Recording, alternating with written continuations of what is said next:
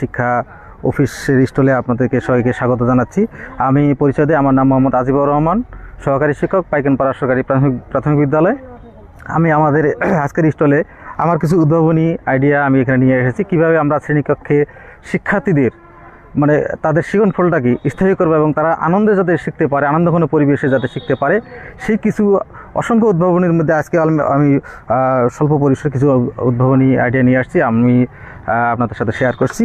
আমরা শিশুরা অতি আনন্দের সহিত যদি আমি দেখাই যে এইটা হলো একটি যুক্ত বর্ণ, এখানে কোন দুটা বর্ণ যুক্ত আছে সে শিশুরা সহজে বলতে পারতেছে না। সেক্ষেত্রে আমার একটা উদ্ভাবনী চিন্তা নিয়ে আসলাম যে আমি যদি কোনো একটা যন্ত্রের মাধ্যমে দেখে কোনো বস্তুগত জিনিস বানানোর মাধ্যমে তাদেরকে যদি আমি এই কাজে লাগাই তাহলে তারা সহজেই বলতে পারে। যেমন এইটা দন্তা ন দ আছে, তারা বলতে পারতেছে না, কিন্তু যখন আমরা মেশিনে দিব তখন এই যে দেখেন দন্তা ন এবং দ চলে আসছে। সেক্ষেত্রে এইটাও এরকম, এখানে কী বর্ণ আছে সে বলতে পারতেছে না, এটা যদি আমরা মেশিনে দেই দ চলে আসছে।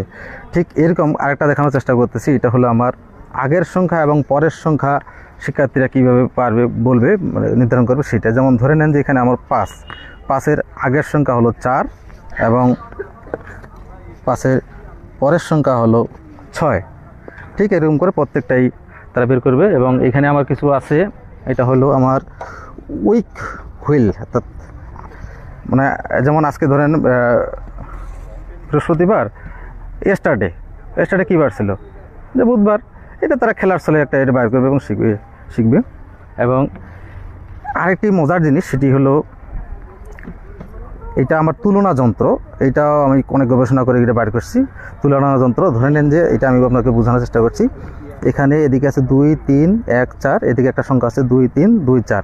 শিশুরা কিন্তু বুঝতে পারতেছে না যে কোন সংখ্যাটি বড় কোন সংখ্যাটি ছোট। তাদেরকে আমি একটা উদ্ভাবনী আইডিয়া আমি একটা এবার কৌশল বার করছি। এখানে একটু যদি দেখার চেষ্টা করি, এখানে 2, একটু সময় নেব, 3,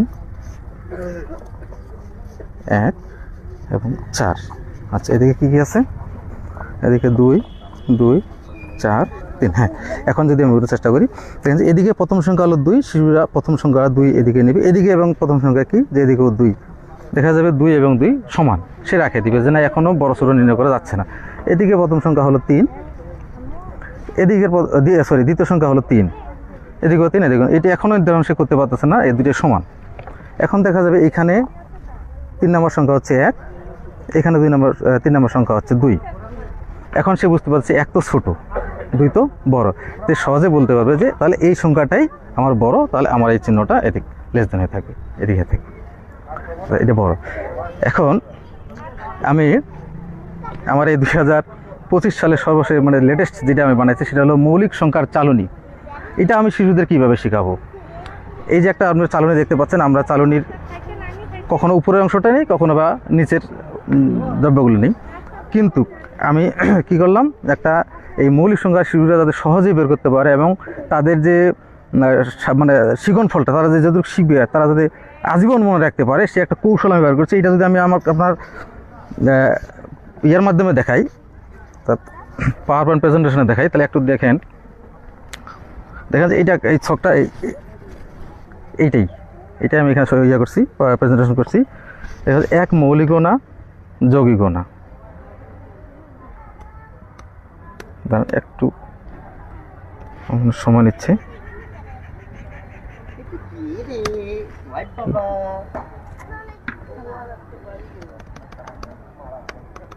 হ্যাং হচ্ছে না। আচ্ছা, আমি এখানে বোঝানোর চেষ্টা করতেছি। আসছে 1 মৌলিক না যৌগিক না, তারপরে 1-এর পর কি আছে বলে 2, এই যে 2-এর যে নামতা পরে যে গুণিতকগুলো বের করবো সেগুলো আমরা কেটে দিব। যেমন 4, 6, 8, 10, 6 × 12, 7 × 14, এরকম করে তার যে তার যে গুণিতকগুলো সেগুলো আমরা কেটে দেব। 1 থেকে 100 পর্যন্ত আমরা মৌলিক সংখ্যা আমরা এখন বের করতেছি। তারপরে আসলো 3, এই যে 3-এর মৌলিক সংখ্যা কী কী, গুণিতকগুলো কী কী, এটা আমরা কেটে দেব এরকম করে। তারপর হলো 5, তারপর 5-এ কাটবো, তারপর 7, এরকম করে একসময় দেখা যাবে যে শুধুমাত্র মৌলিক সংখ্যাগুলোই থাকবে, বাকিগুলো মানে করা যাবে, কাটা যাবে আর কি। এই যে এগুলা আমরা যে গোল চিহ্ন সেগুলো হচ্ছে মৌলিক সংখ্যা, সহজে সে তারা বের করতে পারবে। আচ্ছা, যদি আর একটু সময় নেই,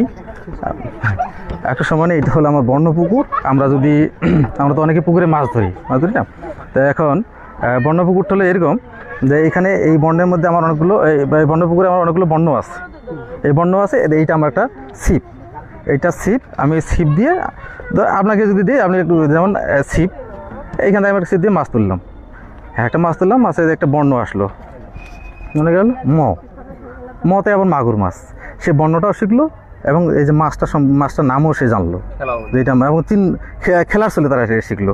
আবার একটা দেখি তো তেলাপিয়া মাছ, সে বর্ণটাও জানলো, মাছের ছবিটাও এই ছবিটাও দেখলো, মাছ চিনতে পারলো যেটা তেলাপিয়া মাছ। আবার যদি আমি একটু সময় নিই, মানে হ্যাঁ, এই যে দেখেন এখানে সে এই বর্ণটা হলো ক দিয়ে কাতলা মাছ, সেই মাছটাও দেখলো এবং বর্ণটাও ছিল। তো আপনাকে অসংখ্য ধন্যবাদ যারা এই মেলার আয়োজক, তাদের সকলকে ধন্যবাদ জানাচ্ছি।